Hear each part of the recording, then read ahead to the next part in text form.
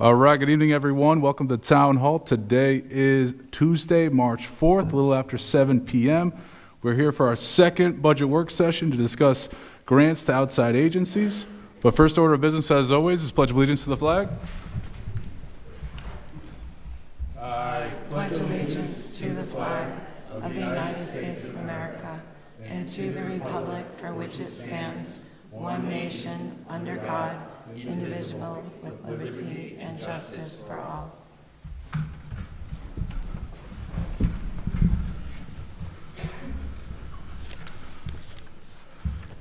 Next on the agenda is the land acknowledgement statement, which I will read. The town of South Kingstown pays homage to the indigenous people and land in which the town is now located. Let this acknowledgement serve as a reminder of our ongoing efforts to recognize, honor, reconcile, and partner with the Narragansett tribe whose land and water we benefit from today. All right, that's going to lead us right into the grant requests. I'm going to turn it over to Town Manager Jim Manny for a brief introduction, and we're going to get right into it.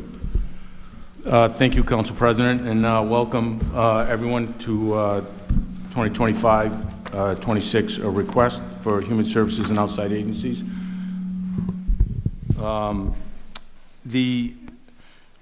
Luke Murray did a tremendous amount of work on this, as well as Brian Sylvia, but Luke did the presentation, and I'll hand it over to him in just 2 minutes. Just to give you a quick executive summary, the adopted amount in Human Service Agency request in 24-25 was $114,000. This year, the request is $161,000. In 24-25, the outside agency request was adopted at $68,050, and this year the request is $135,412. Those are the numbers we'll be working off, and I'll turn it over to Luke Murray now with this presentation. Thank you, Jim. Good evening. So I'll take you through a brief introduction. I want to thank all the human service and outside agencies for joining us. I have provided instruction to them to keep it rolling tonight. You know, I've advised them to try to keep it to 3 minutes or under, give an introduction, overview. I have slides for each of the programs, and they can speak to their individual organizations. So just to review for benefit of the public and the council, we provide these funds for human service and outside agencies. They leverage a lot of the programs and activities that go on in our communities. Just as a reminder, human service organizations are typically nonprofit agencies that provide supports to residents that are either low income, elderly, living with disabilities. These span a range from healthcare clinics to congregate meal centers, soup kitchens, you name it. So we're all familiar with them. We see a lot of the same faces year over year. The outside agencies are a little different. They're also nonprofits, but they serve to leverage other things in our community. Typically, these are the village associations, the partnerships that we have with specific purpose, and that a lot of times provide the programs and events that we all know and love here in the SK community. And they, quite frankly, they do a lot of the things that government can't do. They're a force multiplier. Many of them have deep ties in the community. They're mission-driven. They have specific purpose. They fill gaps where we can't do it through our normal budget, so a lot of times they can leverage other funding where we can't.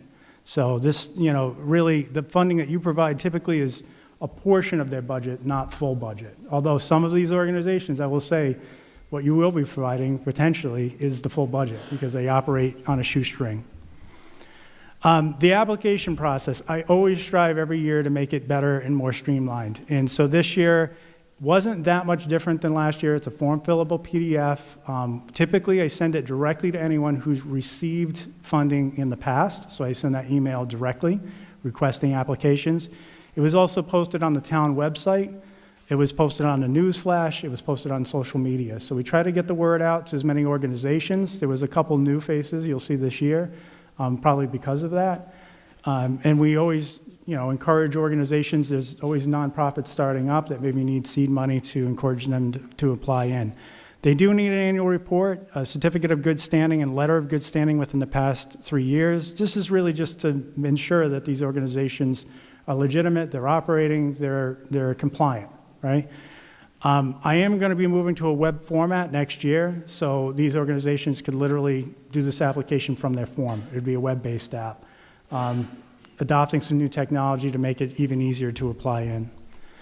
Just in budget summary, and Jim went over a little of this, but in 21-22, there was a little bit of a dip after COVID in the program. $169,000 was allocated.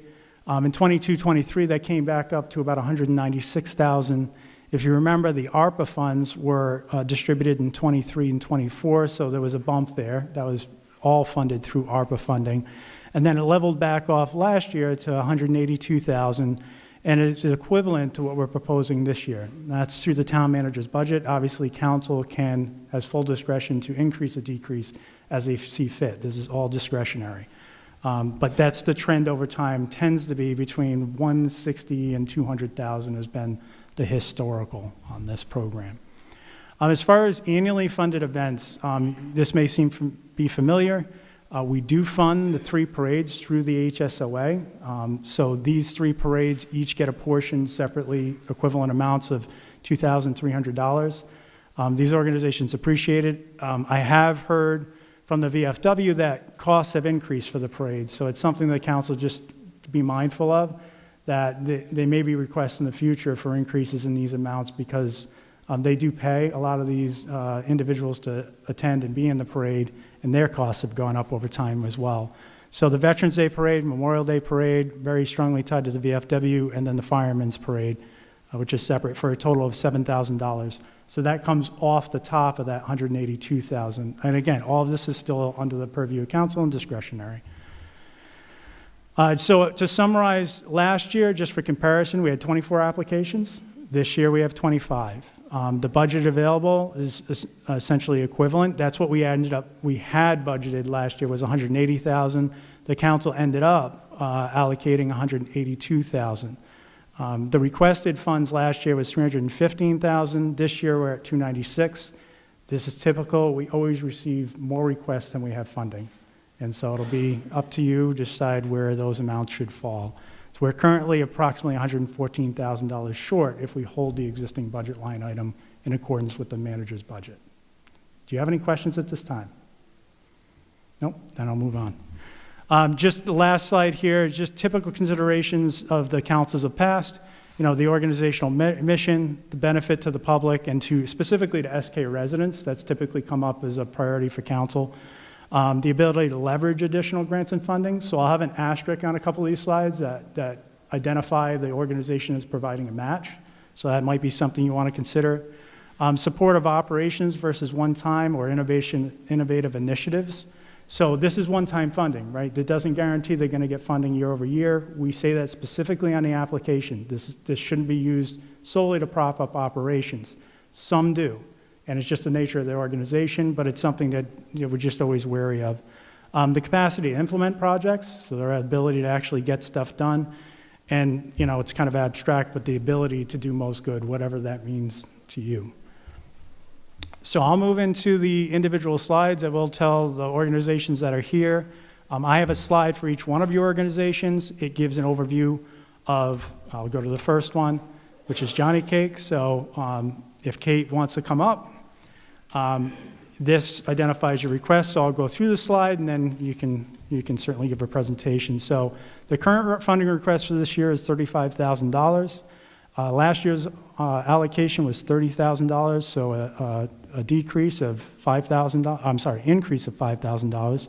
The previous 5-year total is $220,000. And Kate, take it away. Good evening, everyone. Thank you so much. Kate, could you just turn the mic on? Thank you. Good evening. Kate Brewster from the Johnny Cake Center for Hope, and I want to thank the town council and town manager and assistant manager and Brian Sylvia for the support that you have all provided to us for so many years. As has been the case in the past, we are simply requesting funds for food purchasing for the 2,000 people that are currently visiting our food pantry, about 75% of whom are South Kingstown residents. Just a few quick facts about food insecurity in our area. Since 2002, so over the last 2 years, visits to our food pantry have increased by 80%, topping out at close to 9,000 visits last year. There's been a more than 30% increase in the number of households and individuals being served, and a 55% increase in the number of children served through our school vacation meals program over the last 2 years. The rising cost of food is not only hitting our member households, but obviously also the Johnny Cake Center We purchase many items that we could never get through donations to ensure we have healthy food on our shelves. And so our food costs have increased about 30% over the last 2 years, which now total close to $200,000 a year. We know there's a lot of uncertainty right now in terms of funding for both programs and the folks that we serve directly, so we're keeping a close eye on that. But that's what the request is for. I also just wanted to mention really briefly that our youth center, which you've also supported in the past with ARPA funds, is almost done. I have heard that inspections were happening this week, and we hope to have open houses and the like in March and April, with May or June as an open date. So thank you for that investment as well, and I'm happy to answer any questions, but want to thank you all for the continued support. Thank you, Kate. Any questions up here? All right, thank you. Okay, we'll move on to the education exchange. So Jason Colonnese had an obligation tonight and could not be here, but the education exchange is requesting $15,000. Their last year's allocation was $15,000, so equivalent to previous year, and the 5-year total is $75,000 to continue the literacy programs that they provide, the adult learning programs, the career advancement. I do know that he had forwarded a letter. You have that in print form in front of you, and it was also emailed out.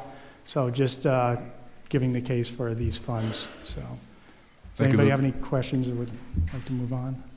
All right, we're good. You good? Okay. Domestic Violence Resource Center. The current funding request is $10,000. Last year's allocation was $10,000, so equivalent.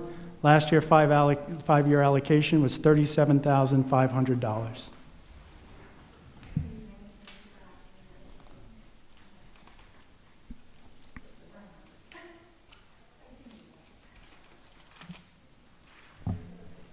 Hi, good evening. Thank you for having me here tonight.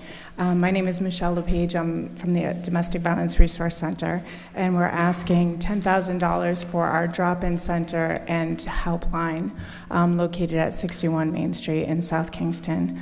Over this past year, DVRC has expanded a lot of our services, and our drop-in center and helpline is really the gateway to all of those services. I'll just briefly go through some of them.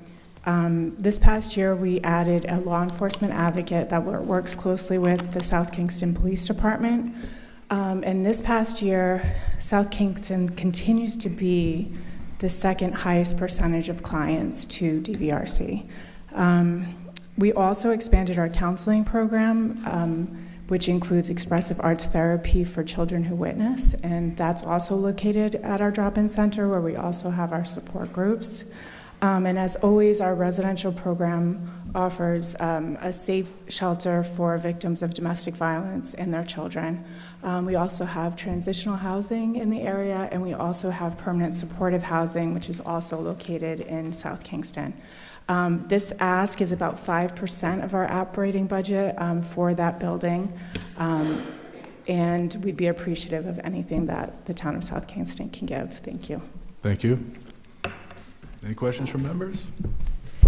I have a question about beds for women in South Kingstown, women and children.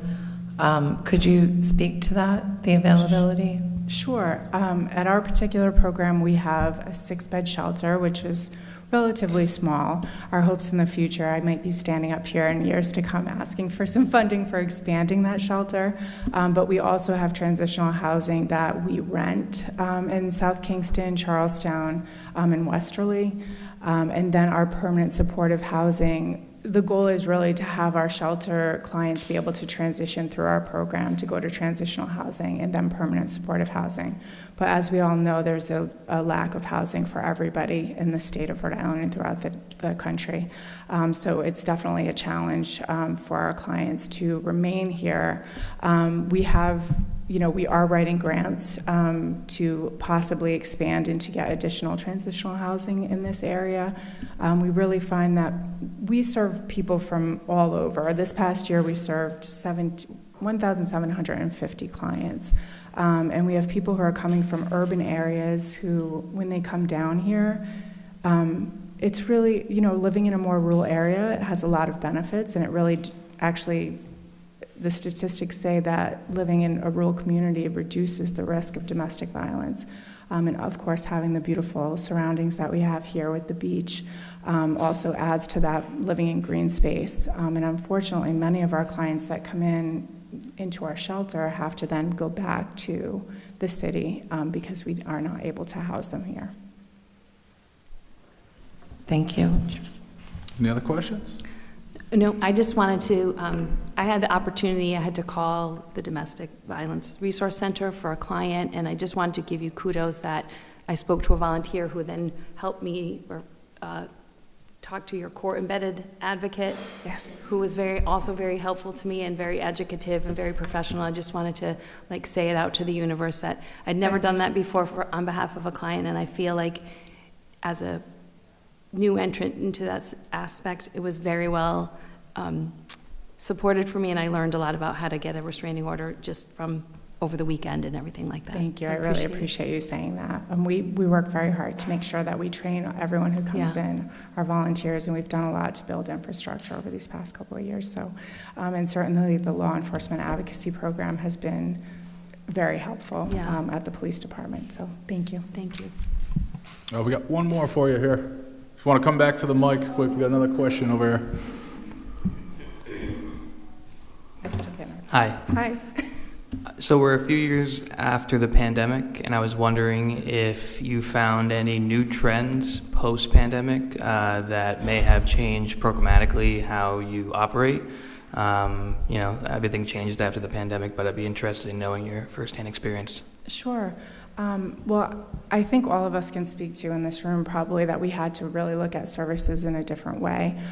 We are finding that people are wanting to come back in person and have our support groups face to face, although we still offer the option. We have a lot of rural clients who really wish to stay are too far away or don't have transportation. And obviously, I've already mentioned the housing, but that has been a big obstacle for a lot of our clients. And we are getting more people, sort of a trend of more people calling to come down to our shelter, located again, as I said, away from Providence County, and up towards northern Rhode Island. Well, thank you and your team for the really important work that you do for our community. Thank you. Thank you.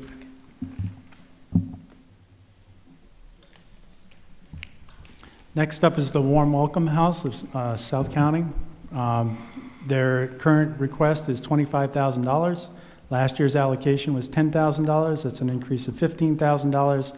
And the previous 5-year total allocation is $50,000. I did note that they were funded in 2019, 2020. They didn't have an application in 21, 22, so that's not aggregated in that 5 years. Good evening, everybody. Russ Partridge. Hey, Russ, if you could just click the button on the right. Sorry. Russ Partridge, the retiring executive director of the Warm Welcome House in Peacedale and the Warm Center in Westerly, along with my colleague and successor, Jess Mowry. Yeah. Hi. Thank you so much for having us here. I just learned about this, so I'm going to let Russ give his presentation this evening. And I look forward to seeing you all next year. Thank you, as always. Thank you, the council and the town of South Kingstown for its continued support of the Welcome House here in Peacedale. We have seen an incredible increase in requests for our services. Tonight, to give you an example, although we are a 17-bed shelter, we will probably have 22 people. We'll put people on cots, we will put people on couches. Generally what happens is after 5 o'clock, when no other space is available, people will show up and come to the Welcome House. Along with that, we also have 3 families in the motel at Scarborough Beach and 2 individuals. Our numbers are just continuing to increase. As most of you know, we opened last year at this time, we opened up the family center, family shelter on the property at URI, and I will report it has been an outstanding success. providing food, shelter, for primarily Washington County families, as all of our beds are primarily for Washington County. They may not be South Kingstown specific, but we try to keep people in Washington County in the area. We have, by state mandate, participate in the coordinated entry, so we do have people who come from other parts of the state, but what we find is most of the time they don't stay. And so the 8 North Road, last year, we had 72 adults. 35 were specifically from South Kingstown. In our shelter in Westerly, we served 110 adults, 8 of them from South Kingstown. So we really do everything we can within the organization to keep folks in the area. But the numbers have increased, our costs have increased, and I do expect that there will be cuts that are coming. So as Jess and I are walking through this process to begin building next year's budget, we are looking for ways to at least make the ask for additional funding. All right, thank you, Russ. Thank you Congrats very on your much. retirement. Done a lot of good service to the town over the years, so we appreciate it. Thank you. Thank you very much. And as always, we have very much appreciated the support that we've received from the town. Any questions up here from members? All right. Thank you very much. Next up, we have the Chris Collins Foundation. The current request is $10,000. Last year's allocation was $5,000. It's, sorry, there should have been an increase there of $5,000. And the previous 5-year allocation was $35,000. Thank you, Luke. Good evening, everybody. Thank you for having me here. Extremely grateful for the past support for the Chris Collins Foundation and for the opportunity tonight to talk to you more about what we're doing and hopefully request more funding. As many of you know, the foundation funds youth mental health programming in schools, programs impacting more than 3,000 students and families across the 3 schools in South Kingstown. We're also in total of 10 schools in Washington County and 21 schools around the state. Many mental health disorders start in adolescence, and most of the time, teenagers are more apt to listen to their peers than they are to well-meaning adults. So this program works directly with students to raise awareness, reduce stigma, and encourage help seeking related to anxiety, depression, related illnesses, and also suicidal thoughts. The program that the foundation funds in schools, it's evidence-based and student-led, which are really keys to its success. Every September, the students are trained in mental health, mental illnesses, suicide prevention, and then with that training and support from the foundation, they continue throughout the entire school year building a campaign to be shared across the school and the community. This past year, Chris Foundation was also involved with creating the first Washington County Youth Advisory Council on mental health. So we took a lot of these peer-to-peer students we had, and they went through, almost 200 of them went through focus groups where we worked with the University of Rhode Island and created surveys for them to take to figure out what the most important and pressing issues were for them and their mental health. And then after that, 14 of the students volunteered to be on this advisory council where they took all that information, worked with the foundation and URI, and put together a summit that they presented at URI to community leaders, school leaders, parents, people from around the state, where they actually developed an action plan as well that we are now meeting for them to work on how to roll that out. The foundation also works a lot with URI, bringing in guest speakers to talk with the students about mental health. And with help from these grant funds, the program will be able to continue and have a positive impact on mental health, related academic problems, social difficulties, alcohol and drug abuse, and suicidal ideations. So thank you again for your time, and happy to answer any questions. Thank you, Mark. Any questions from members? All right, thank you. Great, thank you. Next up, we have Kane Child Development Center. Current funding request is $15,000. The last year's allocation was $9,000, an increase of $6,000, and the previous 5-year total allocation is $36,000. Just to note, as of 5 years, that aggregate does not include fiscal year '24. They did not provide an application. Hi, I'm Christina. I'm the director at the Kane Child Development Center. I don't know if you guys are aware of this, but we have been serving the community since 1973, actually. So we've been in the community for a long time. Unfortunately, our past director, who was the director of Kane for 40 years, passed away in December of last year, Jane Potter. So I worked with her for 3 years before she retired, so it's kind of sad to hear. We are looking to refresh the center, make it more inviting. We have some much needed work to do on the outside of the facility. We would like to get some new signs put up at the front of our building, because right now we only have the sign at the side of the road. We don't have any signs on our building or near our building, so we have this small little sign by the road that is, a lot of people don't know that we're there because they don't see the sign. The sign's small, but I get it. It's a town regulation. We're fine with that. We need more wood chips to upgrade our playground. Our toddler playground equipment really could use an upgrade. I've been there for 12 years, and it's the same playground equipment that has been there for 12 years. It's old. It's just needs to be updated. We do work a lot with other places in the town. We currently host URI students with their practicum hours, so I allow them to come into our center and observe classrooms for their hours. We work with the St. Elizabeth Adult Daycare right in front of us, actually. We do different things on different months. We bring the kids over to interact with the adults. We're working on getting grants to do some other work in our facility. We do work with the Women's Club of South County as well. They've actually have come in and redone our staff room for us, and they're drawing murals for each classroom on our walls for us. So our big goal is to get our center revamped, redone so it looks fresh like what it did back in the 90s when Jane actually got the building built, and then have a great big open house in September for the town and everybody else to come and see the new and improved Kane Child Development Center. All right, thank you. Any questions? Good.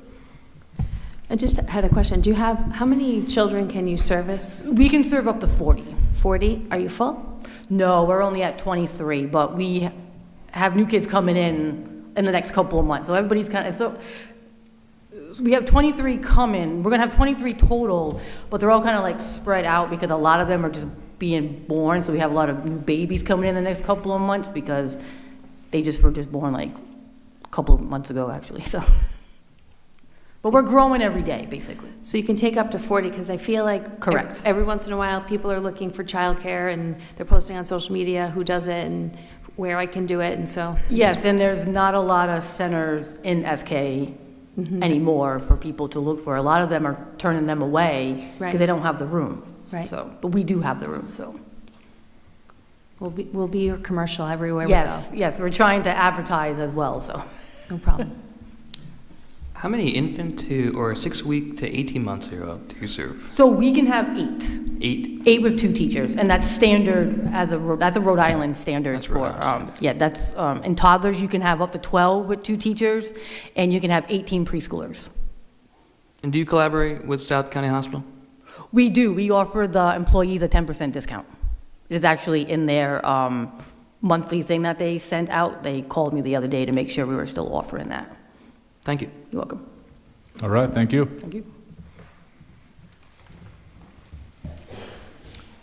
Okay, moving on to Southern Rhode Island Volunteers. The current funding request is $6,000, which is equivalent to last year's allocation of $6,000. The previous 5-year total is $22,000.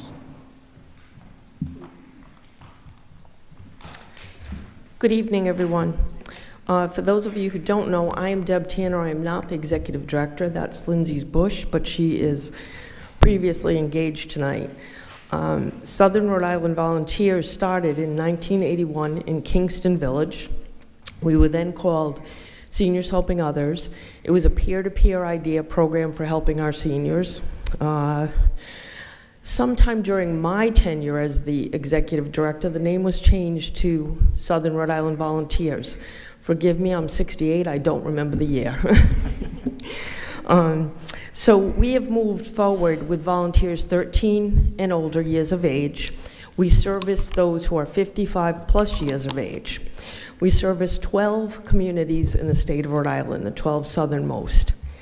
South Kingstown is the largest group of seniors we serve. Our agency serves 50% of the people we serve every year are from South Kingstown at least. At this moment, it's 50 to 60%. And we have one federal grant that's for the RSVP program. We have no idea if that's coming. The person that was in that position has left. So I am the one who is taking care of our seniors right now, so I know firsthand what they're saying and what their needs are. Transports for January were 118. 50% of those were South Kingstown residents. A transport might go to a medical appointment most of the time. Sometimes it's to the grocery store, the pharmacy, to the bank, and we try to pool errands so that they'll go to 2 or 3 stops within town for that type of a ride.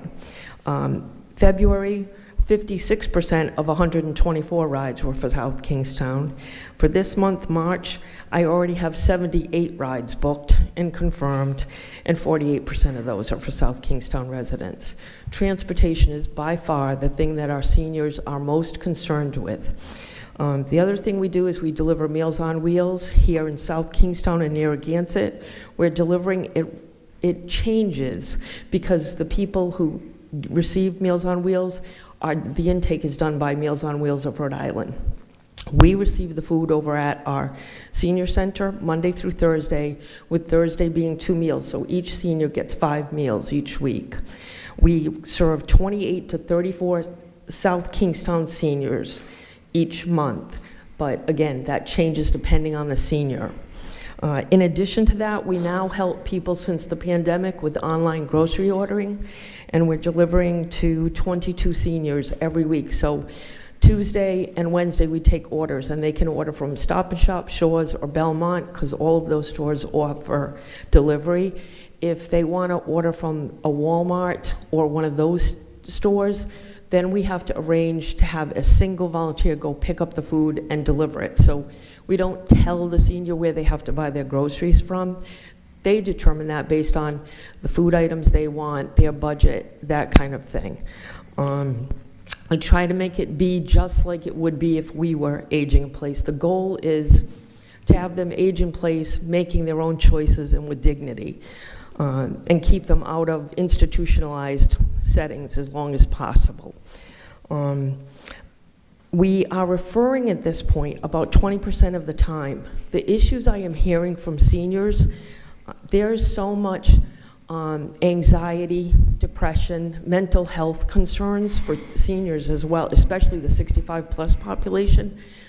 Plus, one of the things I'm learning that is surprising to me is how much alcohol abuse there is for our 65 plus population. It seemed to begin with the pandemic and isolation. So we're referring to different mental health organizations to follow up care for things that our people as volunteers don't do. And our intake people are retired nurses, social workers, that type of career path that would let them kind of be knowledgeable about what they might be seeing, so that we are using folks with some knowledge in terms of that stuff too, to help our seniors. And I would like to share one quick story about a volunteer who is a South Kingstown resident. She just passed away this past month, but Mary had been a volunteer with me for 20 years. She gave every day of her life transporting other seniors, which enhanced her life, enhanced their lives. She got to live the way she wanted. She became ill in January and recently passed away. But that's the whole goal. I'm not God, we're not God. We can't keep people alive, but we certainly can give them dignity and support in aging. Thank you. Thank you. Deb, you do great work. My family was able to help you for a while, and so I do want to recognize my son did the whole delivery. Yes. He was your Thursday guy, and he did really enjoy the social visit and the connections with each of his little Thursday regulars. They do a really great job. People want to order groceries online and they don't know how to do it. So Right. Deb actually does the ordering, so that really bridges that. We place the order for Yeah. them, yeah. And we miss Mike. Yeah, he's doing great. Thank you.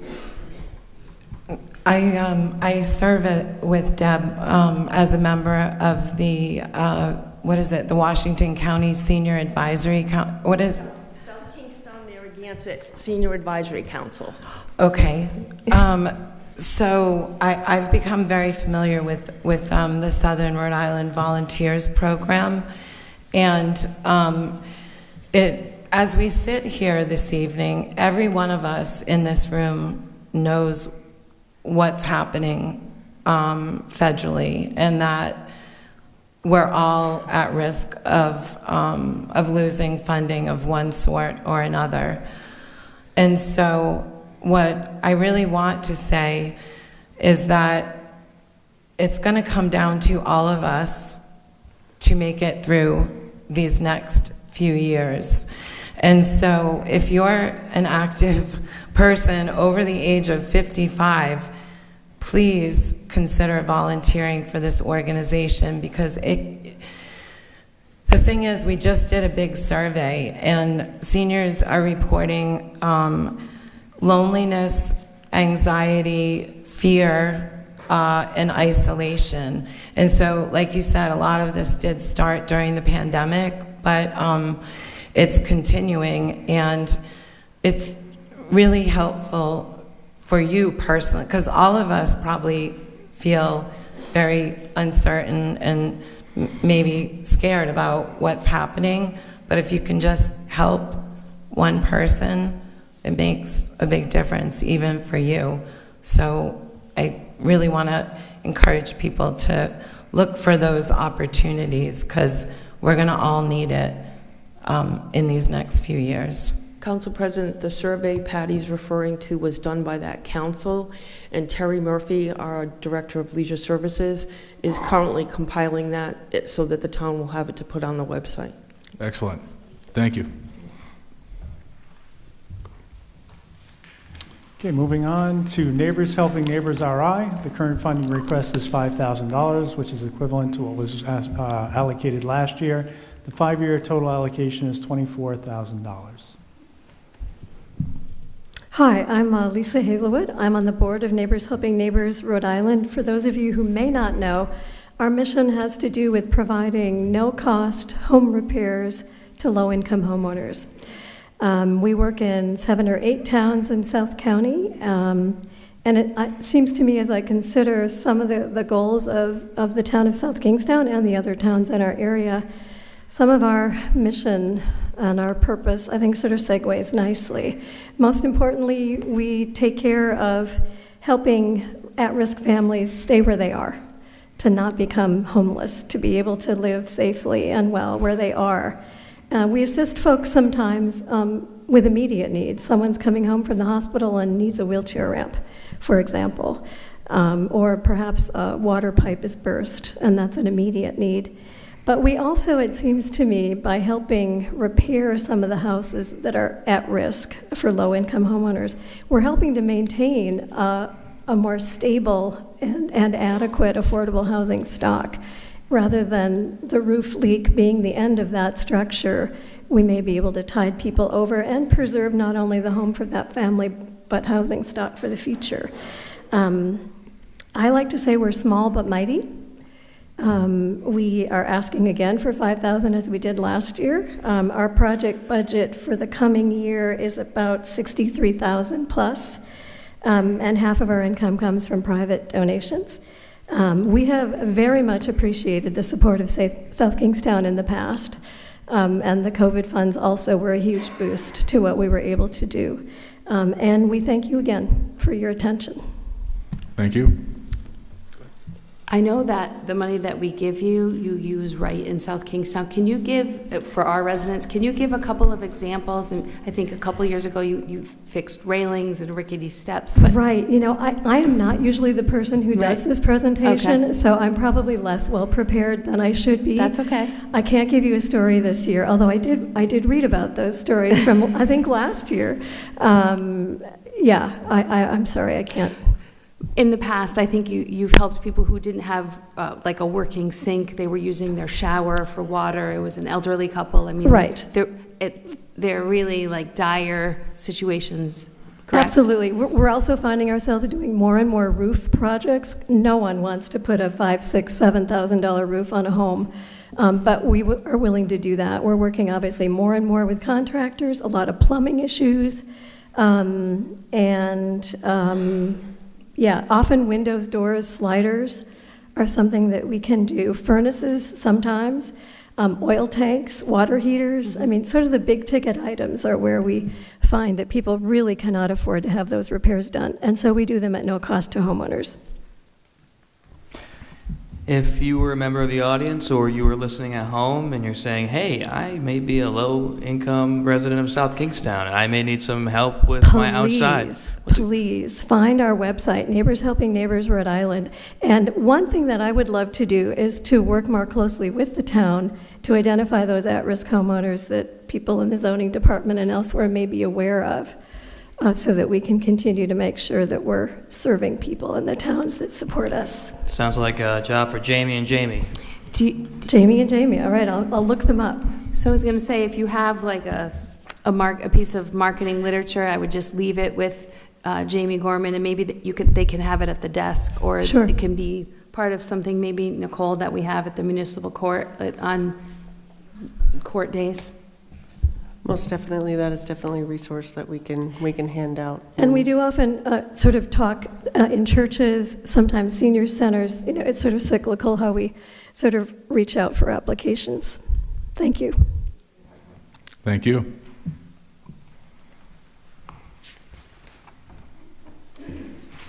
Okay, moving on to the Society of St. Vincent de Paul, St. Francis. The current funding request is $15,000. Last year's allocation was $4,000. It's an increase of $11,000. Previous 5-year allocation total was $4,000, and actually last year was the first year of funding. I'm Craig Marciniak. I am the director for the meal program for Society of St. Vincent de Paul in Wakefield. I want to thank you so much for this opportunity to stand here before you tonight, and thank you for your added support you've done for all these wonderful organizations here. Of all the organizations here, we do work side by side with most of them: Johnny Cake Center, Warm Center, Domestic Violence, South Kingston Housing Authority. Our primary focus is on shelter and food. We are a 100% volunteer-run organization with no overhead, with staff paid. We work on all our donations either through private donations or through grants like this. What we tend to do mostly is rental assistance, assistance with security deposits, medical bills, utilities, and then through our meal program. Last year we stood in front of you about our meal program, and we told you that we were feeding about 270 people on Friday nights. That's a free hot meal that is delivered or picked up. This year coming up, as of this week, we are now up to 390 meals. So we've increased 120 meals on Friday nights alone just in 1 year. So that 390 is a very impressive number. What we pride ourselves most on is that we serve one meal 390 times, filled with compassion, love, and dignity. And we find that to be the most important.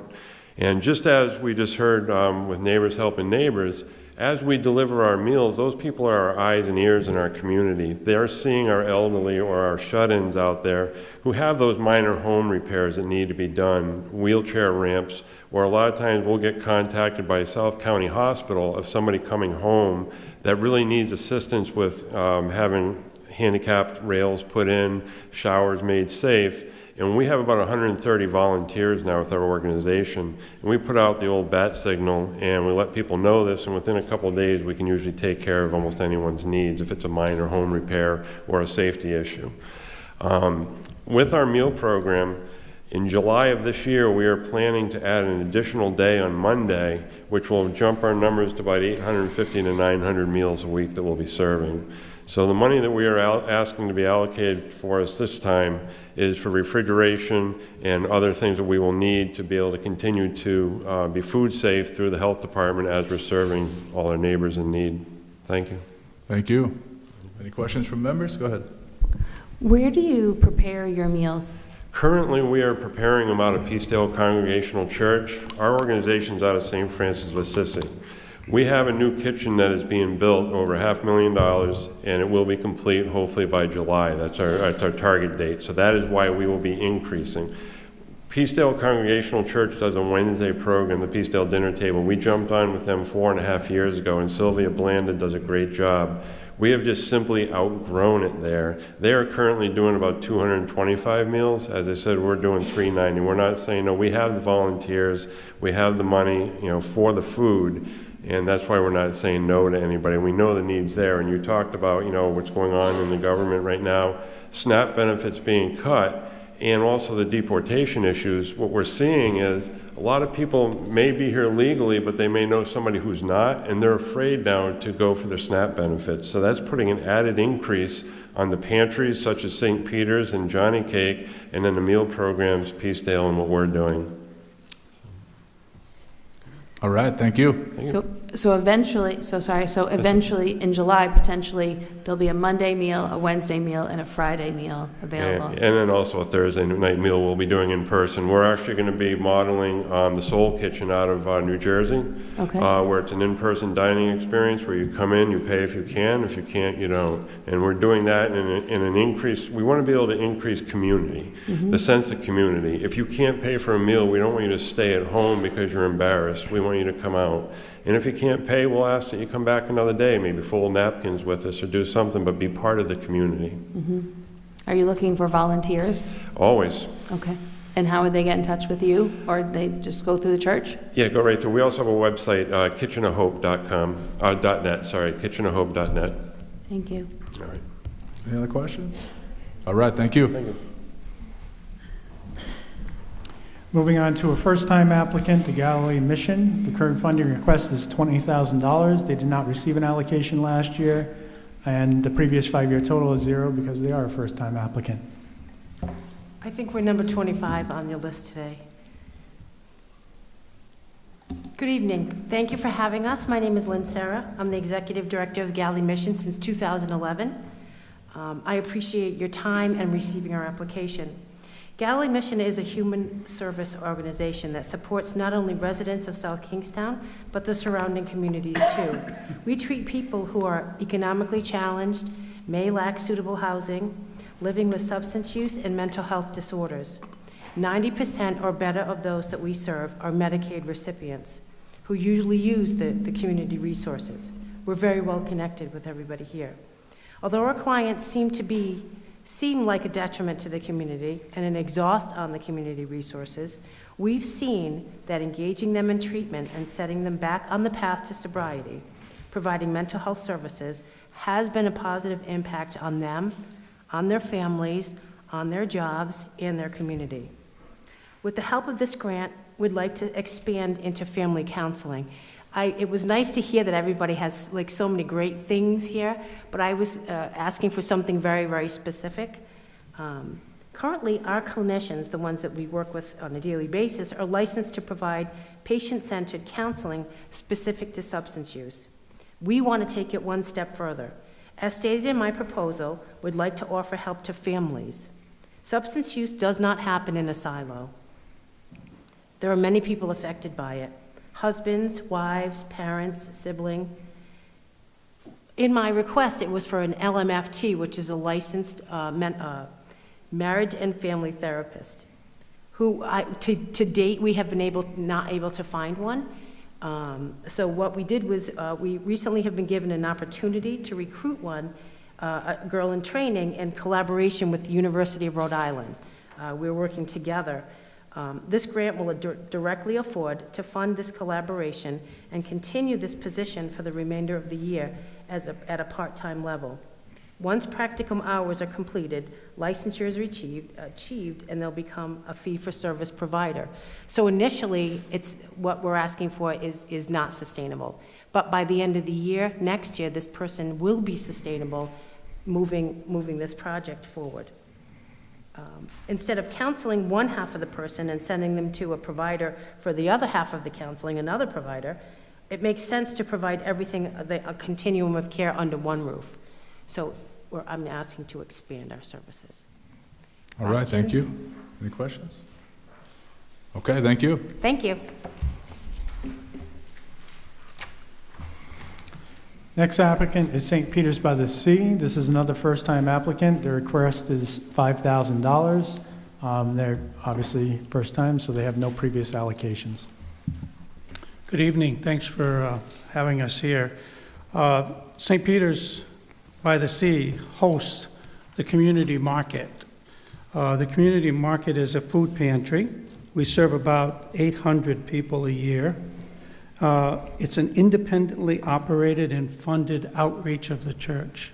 So it has its own board, it has its own budget, and it's totally supported by donations and grants. The church provides services in kind.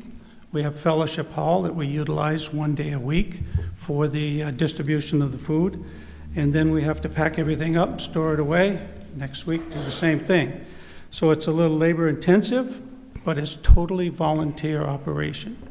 30 or so volunteers, and the church, we figure, donates in-kind services for about $65,000, which saves the community market from paying for facilities, utilities, and staff. This is the community market operates on about 90% a basis of giving donations being used for food purchases or for personal care items that are given out on a weekly basis. Normally, a family will come in and they will receive up to 3 grocery bags full of groceries, different kind of groceries, produce, dry foods, canned foods, and meats. That represents about a $15 cost to us, all in, which is a pretty good deal. If you've been to the grocery market lately, a bag of groceries for $15 would be a real trick. Now we have 3. So this is a real help to those people that are in having issues with food insecurity or are having financial troubles and can allocate some of their food budget to other financial resources that they need to pay. So over the last 2 years, we've had roughly a 20% increase per year, which puts a real burden on the organization, the community market, because we have a fixed facility, and we can't add a lot more room, we can't add a lot more services, but we are instituting a new program, which St. Vincent de Paul, the gentleman just before me, was talking about the cooked food meals that they have. We're thinking of instituting something, and we got a trial program where we'll do this for 7 weeks, where they'll cook the meals and we'll package them and give them out to the clients who come to the food pantry.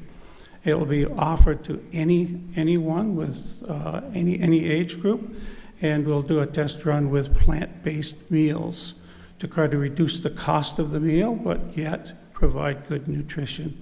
And we're basing this on Mary Flynn's work at Brown University with the plant-based diets, and with the help of St. Vincent de Paul instituting the cooking process, we'll do the delivery part.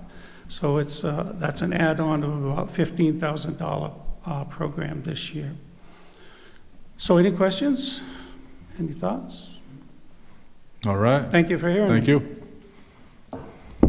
Mr. President, I just wanted to say that since there's so many great nonprofits here that are dealing with food insecurity and seniors, one program that I've found is an amazing program that I encourage our local nonprofits and seniors to take advantage of is the Rhode Island Department of Environmental Management's Division of Agriculture Senior Farmers Market Nutrition Program. It's a mouthful, but the boxes that seniors get of fresh Rhode Island produce going straight to your house is amazing. So, and it connects you to our local farmers while stabilizing that economy and supporting our seniors having fresh vegetables while eliminating food deserts. It's a pretty amazing program. I just wanted to let everybody know about it because sometimes you hear about it and it's night and day for people's diet. So. Okay, we're moving on into the outside agency portion. So starting out with Union and Kingston Fire District. The current funding request is $10,000, which is equivalent to what they requested and were allocated last year. Over the past 5 years, they've been allocated $125,000. Good evening. Thanks for having me back again today. I'm here representing the Union Fire District and the Kingston Fire District for Chief Reed and myself, Chief Pinch. I'd like to thank you for continuing to fund this program. Last year, we were awarded 8 scholarships.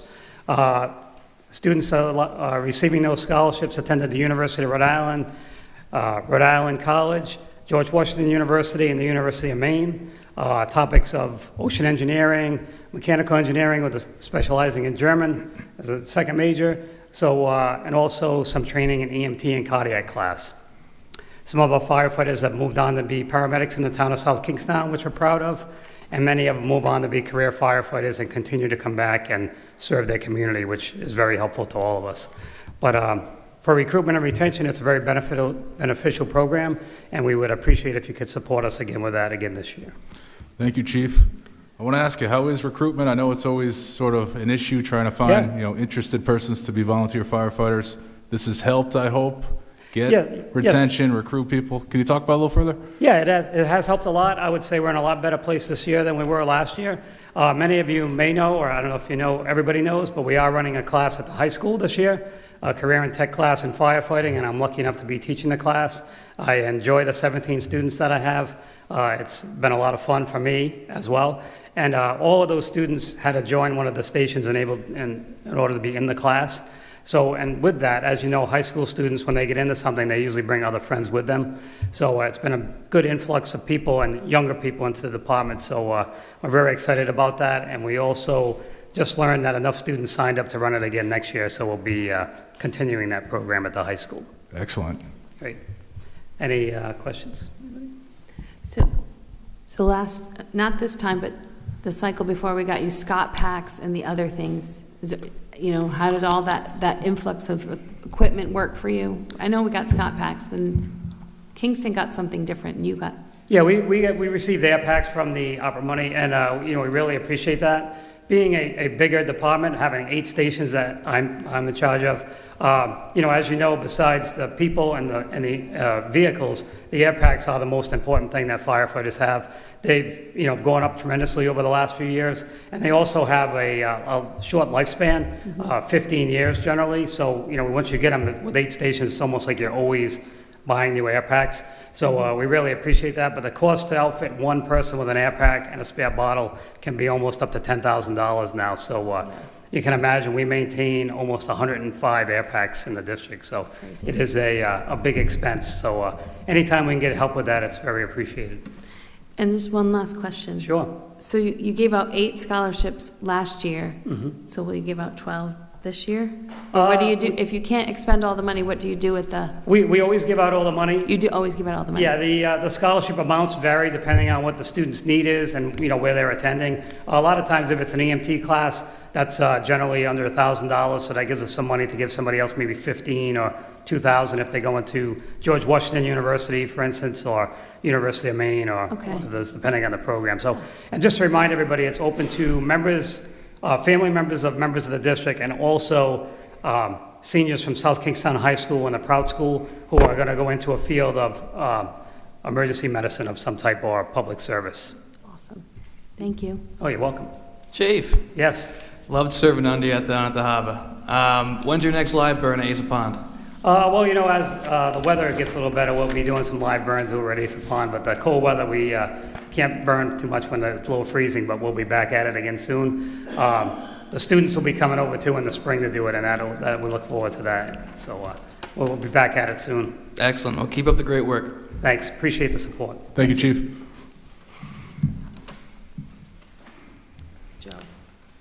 Okay, moving on to the Wakefield Village Association. Their current funding request is $15,000. Last year's allocation was $5,000. That's up $10,000. And the previous 5-year allocation is $25,000. Hello, everybody. Thank you again for having us back to talk to you. And we really appreciate you listening to the things that we're excited about. Again, we're all new board, and we were hoping some of the other members could come tonight, but they had previous obligations. So one of the things that we are really focused on is beautification on Main Street, and we've been working with the town, with Luke and Jim, and working on getting new benches, flower pots, and also trash cans. And along with that, with the partnership that we've had with them, knowing that it's hard for all the maintenance crews to get around. The reason why we're asking for more money this year is because we are going to hire from WVA a part-time employee to come in, and they will be sweeping the street, sweeping the sidewalks, pulling the weeds, making sure it stays all clean, cleaning over the bridges, and then also removing the trash on Main Street. We're also going to get a dumpster. We had a walk through the other day, so we're going to get a dumpster in one of the back parking lots. We were speaking with Rex, and we did a big walkthrough on the town. So the other thing is that we're all coming up with these great ideas and want to implement a lot of these ideas. So we're going to be working on the main projects like River Fire, Halloween Stroll, and tree lighting, and we really want to just do those up bigger and better this year. So with that, I'm going to pass it on to Jen. So River Fire is going to be one of our most expensive events, taking place on Thursdays in July and August. This year, we'd really like to get the event out of the parking lot and into Saugatucket Park. We want to be able to attract better vendors, and in order to do that, we need to be able to give them proper space. We'd also like to be able to bring in some bigger name bands in hopes of getting more people to draw better crowds, and also to help with getting better vendors. So we've been working with Rex and Terry in Parks and Rec on how we might better utilize this space, kind of relying on their experience with the 300th anniversary and how they were able to put on events in the park. We are also working with them on some decorating ideas. So thinking about decorating the footbridge with lights and flowers in hopes to kind of encourage photo ops and increase the hype for the events and kind of keep the hype going. So we're also planning on, we'd like to bring the Lights in the Village celebration into Saugatucket Park as well. And we were talking with Rex and Terry about actually planting a live tree somewhere in the park, something that still kind of keeps in line with the original vision for Saugatucket Park, but something that can grow as the community grows as well. So we're looking at hopefully like a 15-foot tree to be planted and then decorated every year. We're also hoping to, at the Lights of the Village celebration, have a activity for children. We've mentioned before the idea of the skating rink, and we're still pursuing that for later years, but this year we'd really like to try to bring in a snow machine so we can have a sledding hill for the kids, no matter what the weather brings us. We're also wanting to link the park with the rest of downtown by decorating the bridges and also decorating the river walk. So the idea is that people don't just come to the park for the celebration. They are encouraged to move about town, to move through the river walk, to take those photos, and then to visit the restaurants and the shops downtown as well. So basically, we're a really excited group, and we're already in gung-ho, but these things cost a lot more money, and it is free to the community, everything that we do. So we do a lot of fundraising through some of the bigger businesses in town, but we're realizing that some of the grand ideas we have are going to actually cost us more money. But I guess one of the biggest thing is we really want to, again, partner with everybody in the town, do what we can to help on our end as far as cleanups and keeping the street clean and trash removed and, you know, beautification and plants watered. And we're just, you know, we're really excited about getting started. So we just want to thank you for listening to us and, you know, just getting people out in the community and, you know, out in nature and talking to each other and bringing community together is our goal. All right, some exciting events to look forward to. Yes. Good. So I'm not sure if anyone on your board would be interested in serving on the 200th anniversary committee, because I feel like there could be some efficiencies and collaboration. Is that in 2026? Yes. The 250th is in 2026. Yeah. So I was wondering if anyone or one of you would be interested in potentially like serving on, maybe on that committee, because I think some of the events in the future would be, you know, collaborative and overlap, because I think the things that you're talking about are very important and good, and I'm very excited, but I'm wondering if that, like in the, just to have Wakefield Village represented on that committee might be wise, because I think they'll be likely to be at the park as well.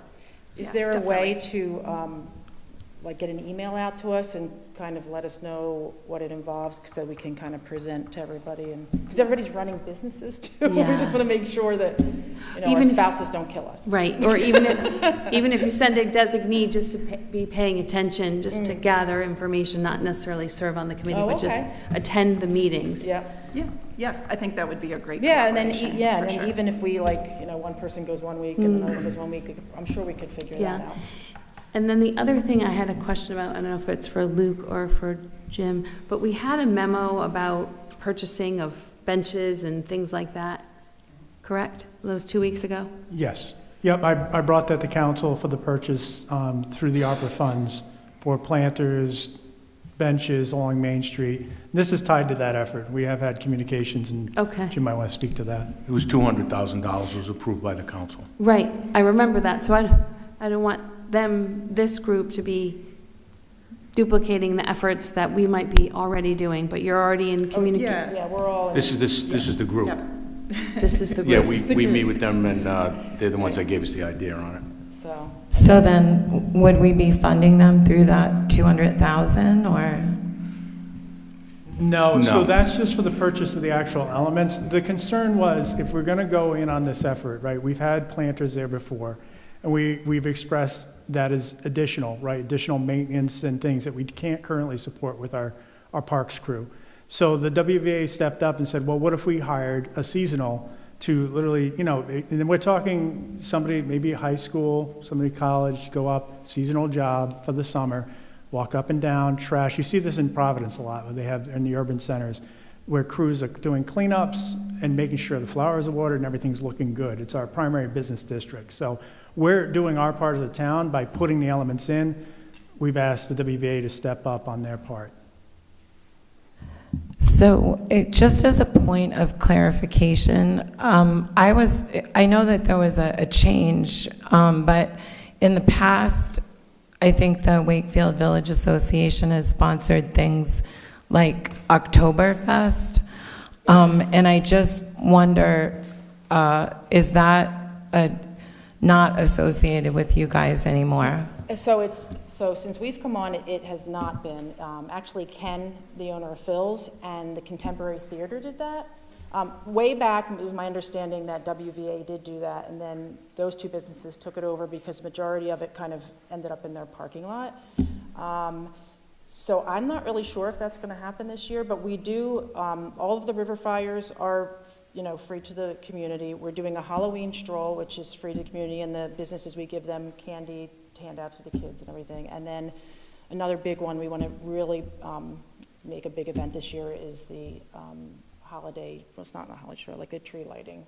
So I do know that Contemporary Theater is doing a Renaissance Fair, I think, that they've already put an application for in the park. So, but those other events, and then Ladies' Night is always put on by Purple Cow, but we just kind of support those businesses that have big events that go on. Yeah, but they're not a WVA event. Right. Specifically. Okay. Good. Is there any collaboration that you could see maybe happening with the high school? I know years ago, what? We're hoping for more collaboration. I mean, Mr. We are? No, Benz?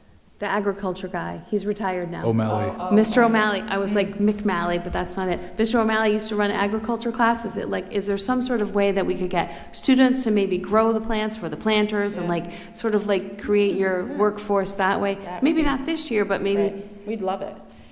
We've been trying to reach out to different schools for help, and we've gotten, on certain dates, we go away on vacation, so we can't do this, and we can't do that. So we've been kind of hitting some walls with that. The other thing we were thinking of is eventually in the winter months when we're doing the outside festival, we might want to have enclosures for the vendors. So maybe there's kids doing carpentry in the schools that we could get them doing that.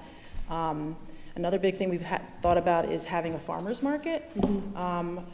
We tried to do it last year, and it didn't go so well. So we've been reaching out to some of the local farmers here, seeing if anybody would be interested in doing that. I actually called up to the state last year as well to get a list, but we didn't seem to have a lot of people kind of jumping on board with that. So if you have any suggestions for that, that would be great too, because I think having fresh vegetables every week is going to bring more people into town to see what's going on to get their vegetables local. I really like all your energy. I wish you all the best taking over. Thank you. All right, thank you. Okay, thank you so much.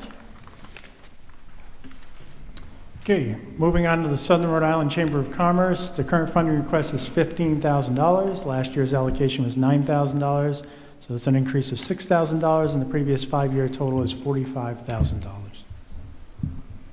Good evening. Thank you for having us this year, and thank you for your support in previous years. So most of you know what we do, but I'll just go over some of the highlights for those of you in the public who don't, perhaps.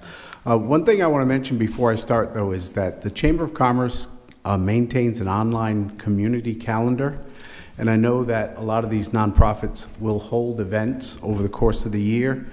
I'm going to encourage you to use that calendar, and it will help in not scheduling too close to each other. Call me tomorrow and I'll get you on it. So the Chamber of Commerce, our mission is that we support the business community in Southern Rhode Island. We give you opportunities to promote yourself, and we promote you wherever we can. We provide a monthly e-newsletter that has lots of information and on the local businesses and for the local businesses.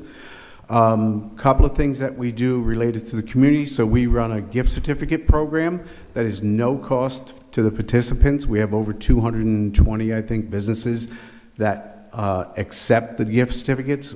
$36,000 in 2024 was sold. And the redemption rate is very high, probably 75 to 80% redeemed. So again, it's bringing around $30,000 a year to the local business community, supporting those people.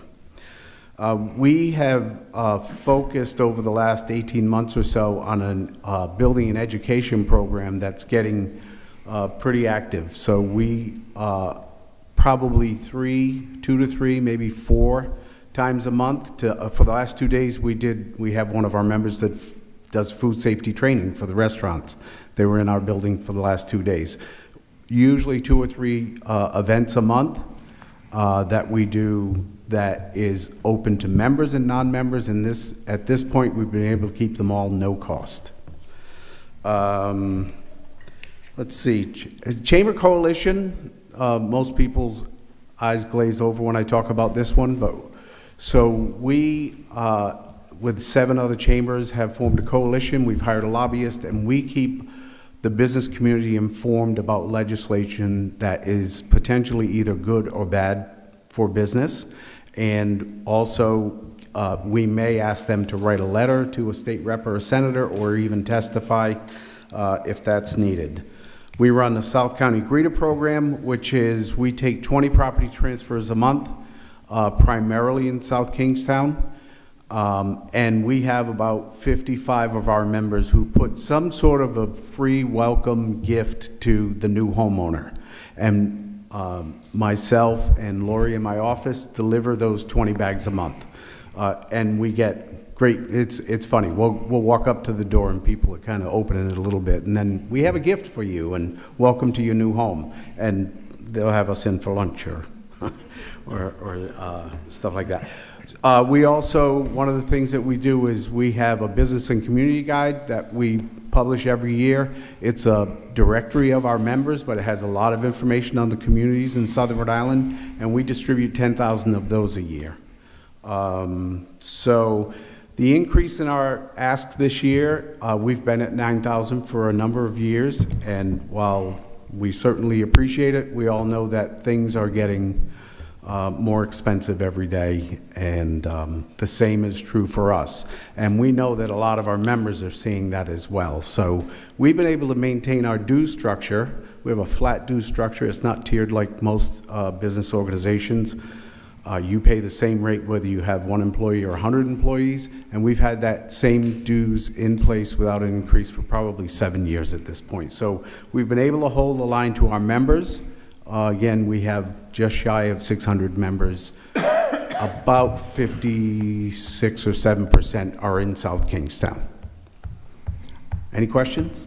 Thank you, Joe. Any questions? Thank you. Good to see you. Thank you for your work, Joe. Say what? And as I always say it, it's great to see you up here. I used to sit there, you used to sit here. Yeah. That was a long time ago, but good to see you, and thank you for your work for the community. Do you miss me yet? We all miss you, Joe. All right, moving on to VFW Post 916. The current funding request is $10,000. Last year's allocation was $7,500. So the $2,500 increase in the 5-year total is $34,500. I don't believe Tiger was able to be here tonight. He did communicate with me saying that he was in Washington for some event. But we're familiar with the Post across the street. They do have the food pantry. He just wanted me to communicate that, you know, this will help offset some of their operating costs. They are a small outfit providing a lot of veteran service and supports. So I certainly can convey, if you have specific questions to him, feel free to communicate to the manager and we'll get that to them for answers. Thank you, Luke. Okay, moving on to the South County History Center. The current funding request is $7,500. Last year's allocation was $7,500. That's level funded, and the previous 5-year total is $36,500. Hello, my name is Erica Luke. I'm the Executive Director of the South County History Center, and I'm joined here this evening with our Board Chair, Joanne Mellish, and our one of our trustees, Nicole Luntgen. So we're excited to all come out tonight and hear all of these amazing organizations. On behalf of everyone that is engaged with the South County History Center, in one way or another, thank you. We're so appreciative of the town's past support and the opportunity to be here with you tonight. We were founded in 1958 as the Pettaquamscut Historical Society, and our mission is to preserve and make accessible local history. We work with residents, business owners, town departments, commissions, schools, libraries to support historic preservation projects, genealogical research, planning and development initiatives, and educational programs. Our collection contains tens of thousands of unique and irreplaceable historical items, many of which document the history of the town of South Kingstown itself. The center is headquartered in the Old Washington County Jail in Kingston, and this May we will be opening a brand new exhibit, Her Story, celebrating women's history, thanks to the town's generous support last year. As local demographics have shifted in the community and properties in town have changed hands at a faster pace in recent years, there's been a dramatic increase in the volume of materials donated to the center. We work directly with individuals, families, and organizations to collect historical materials of local significance, often saving items that would otherwise end up at the Rose Hill Transfer Station. The center has also accepted a growing number of South County collections from former residents and their descendants across the United States, bringing these items home to be preserved and enjoyed. New materials are arriving literally every week, often, from people who've, recently lost a loved one or from somebody who's having to move unexpectedly, things like that. A considerable amount of resources are required to acquire, process, and preserve each of these new collections. Some materials have been damaged by moisture, pests, or worse, and must be stabilized or cleaned. Some materials have been every collection must be organized, rehoused, and added to the center's collections database to be discoverable to researchers. While volunteers and interns assist us in these efforts, the costs grow every year, not only for the care of the collections, but also for the upkeep of our building and utilities, things like that. With the town's continued support through a level-funded grant, the center will be able to preserve new collections that tell stories of triumph, struggle, and innovation, while also documenting the rich diversity and the uniqueness of our community. Your support will help ensure that South Kingstown's history remains a vibrant resource, one that connects the past with the future and inspires engagement, exploration, and civic pride. We're so grateful for the town's support, partnership, and consideration of this request. Again, thank you, and I hope that we can host you all in the spring for the opening of Her Story, and I'm happy to answer any questions you might have. Thank you. Any questions up here? Good. So the 7,500, thank you for coming tonight. Yes. And would definitely love to be at the opening for that. 7,500, I see your proposed use of funds supporting the preservation of items. Is this an FTE or is this, programmatically you're spending this on? So a lot of it's supplies. We've been, like I said, accepting a large volume of materials. So everything from archival quality boxes, folders, enclosures, cleaning products, and then we do bring in contract archivists when funding allows to help on specific projects. Gotcha. Thank you very much. All right. Thank you. Thank you. Okay, moving on to the South County Museum. The current funding request is $5,000. They did not receive an allocation last year, so it's a total increase of the $5,000. They are proposing a match of $2,500. Hello, my name is Lynn Wagner. I am a volunteer at South County Museum, and I'm here representing the museum. South County plays a vital role in the community by safeguarding the historical and cultural legacy of Southern Rhode Island.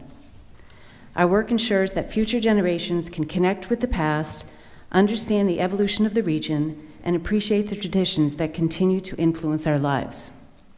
At the heart of our mission is the School of Craft, where traditional skills and techniques are taught by master artisans, from blacksmithing and letterpress to textile arts and woodworking. These programs not only preserve these skills, but also empower a new generation of craftspeople to keep these traditions alive. We're asking for $5,000 to support our School of Craft and field trips with local schools. We just did find out today that South Kingstown will be coming over for the Discovery Camp this year too, so we're really excited about that. Any questions? Thank you. Any questions up here? Thank you. Thank you. Thank you. We're about 2/3 through, so appreciate everyone hanging in here. Next up, we have Friends of the Saugatucket. The current funding request is $4,500. Last year's allocation was $1,000. It's an increase of $3,500, and the previous 5-year allocation is $1,650. Hi, David Flanders. Friends of the Saugatucket was started in the spring of 2021. And basically, it was just started by a small group of people who wanted to care about the Saugatucket River, to promote its health, and to promote the river itself. And a lot of these things that we've been doing have done just that. The main program that we do is the one that is actually the most expensive, and that's the seasonal monitoring of the water quality. We have 3 sites that we do where we collect bacteria, stats, chlorophyll, dissolved oxygen, phosphorus, and nitrogen. And because we get money from the town, prior to the actual grant that we've gotten last 2 years, we had gotten money from the Conservation Commission. So we felt we should, definitely make a presentation, let everybody know where your money is going. And so we've done that. And we have given 3 presentations that have this amazing PowerPoint information that is beyond my technology, but that really articulated the various hotspots in town. And we have a total of 14 sites that we do, and we do them once, sometimes twice a year, and we call it a bacteria blitz, and it is just measuring bacteria. But that tells us an awful lot. It tells us a lot about the runoff that's coming off our streets, tells us about temperatures that come and create and feed this bacteria growth. And what we do is we take those 14 sites and we get volunteers for all of them. We got 28 volunteers who go around to all of those 14 sites within a 1-hour period. And that's crucial so that someone downriver from another site is not measuring the same bacteria that they are. So that has been extremely successful. And again, we give all this information to the town. We are a 501(c)(3), and we are we are a member of the Rhode Island Rivers Council, and they have named us as the spokespeople for this watershed, so that we can appear at the State House for any hearings and anything else related to the river. We perform 2 river cleanups that have grown with so many volunteers, so far beyond the river and the watershed that they encompass the entire towns or villages of Wakefield and Peacedale. And that happens twice a year. Our next one is April 26th. And so that sort of runs itself because we get help from ORCA, which is the Ocean Recovery Community Alliance. We get help from the town because we take 1,700 pounds of litter that we pick up at each one of these things, and we take them down to the town garage. The town takes them up to Johnston for free, and Johnston then does not charge the town for any of this pickup. It's an entire volunteer effort, and it's just a thrill to get all these people out here twice a year, in the spring and in the fall. But we do need help with the increasing costs of the lab fees. We take these samples up to Watershed Watch up at URI, and they do all the testing for us, and it's simply not free. And we need help with that because they keep increasing the cost. We've only been able to, through grants and such, get about 1/3 of those expenses paid. And we would also like to increase the number of sites that we're going to do. So that's why we're asking for as much as we are, and we certainly appreciate everything that we've gotten from the town. And without it, we would just be doing a fraction of what we do. But what we've been doing has been so popular. It's been really invigorating to me, particularly and all of us, to see this happen. And so we just want continued support, and thank you. Thank you, David. Any questions from members? Dave, Yep. I think we had talked about this last year. In addition to the bacterial monitoring, is there any monitoring or checking for hydrilla infiltration? Well, you don't have to check too hard to find hydrilla. It is literally the most invasive plant in the country, not just Rhode Island. And because of our spotting it and our support of the community groups up at Indian Lake and at Warden Pond, there are now 2 cleaning stations for your craft before you go in and after you get out. But also, we've had at each site 1 seasonal bacterial treatment for the hydrilla, and there'll be another one this coming spring, and there'll be another one the year after. And after that 3 applications, they predict that there will be no more hydrilla. But that is the kind of aggressive treatment that they have to do. So we were part of that, but we weren't, that was pretty much an RIDEM thing. And up at Indian Lake, there are at least 7 homeowners associations, and they did form a single one to deal with the hydrilla problem. So, But there's no formal checking to see if there's infiltration from Indian Lake to the Saugatucket? well, the problem is there. It has been cited because of one of the formations of the hydrilla was at the dam, the Herring Dam, the fish ladder. So we haven't yet seen it down further. Yeah, that's the Saugatucket River. That's the headwaters. That's where the herring go, starting in April. Yeah, it's a problem. I mean, it's huge, huge. Thank you. Okay. Thank you, David. If I may ask in short, how's our river doing? How is the Saugatucket doing? There are typical problem hotspots that we find year after year. And I got to tell you, some of it is around, the most traditional one is around the landfill.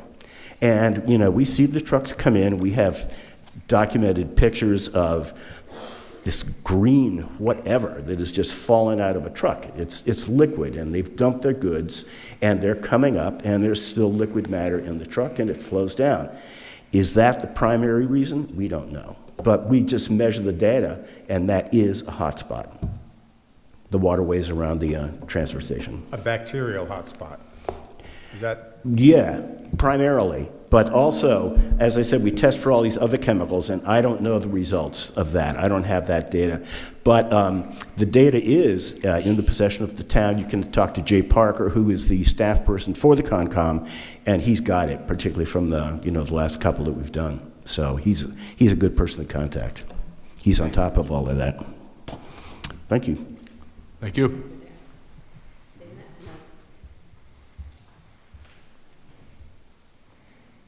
Okay, moving on to the Wakefield Concert Band. Current funding request is $3,500. Last year's allocation was $550. The increase would be $2,950. And I do have a correction on this because obviously their previous 5-year allocation would be $550.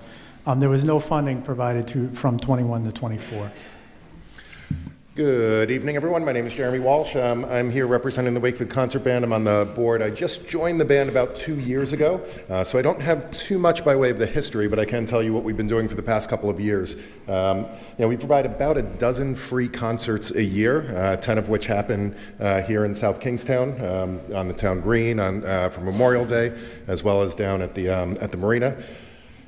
We also last year just started at the beach, holding a free concert there. Where it was the first time we did it, was a big hit. We actually did a instrument petting zoo for all the kids, and had food trucks and stuff like that. And again, these are all free for the community. The other aspect of this too is that we're 60 volunteer musicians, ranging in age from 17 to 90. We have a 90-year-old tuba player that he can't even carry his own equipment in. His wife brings his equipment in so that he can play with us every single week and come to all the concerts.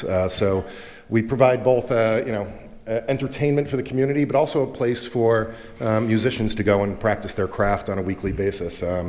We have an annual budget of about $10,000 in expenditures for insurance and transportation, and really we'd love to, part of this money is to be allocated for buying equipment. Musical equipment is ridiculously expensive, especially stuff that most people may not own themselves, such as percussion equipment, where we're borrowing the South Kingstown High School's equipment in order to be able to play some of it.